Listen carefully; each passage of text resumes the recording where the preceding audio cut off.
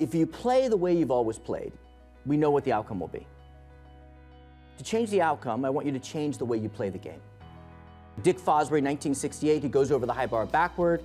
So the little mini version of it, 1968 is a University of Oregon student, sophomore. He goes to Mexico for the Olympics and he goes over backwards. Everyone laughs at him for doing this. He wins the Olympics, but 8 years later, 90% of high jumpers are going over backward, doing what's called the Fosbury flop. Now, the two things I want to point out about this picture.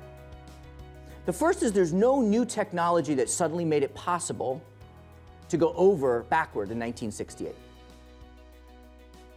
Everyone before him had gone over forward, though.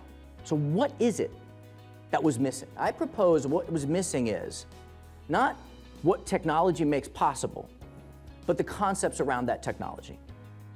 And it's not till that concept is introduced and named something, Fosbury flop, can you find a coach who will train you on it, or talk about the best practices, or go to a conference about it.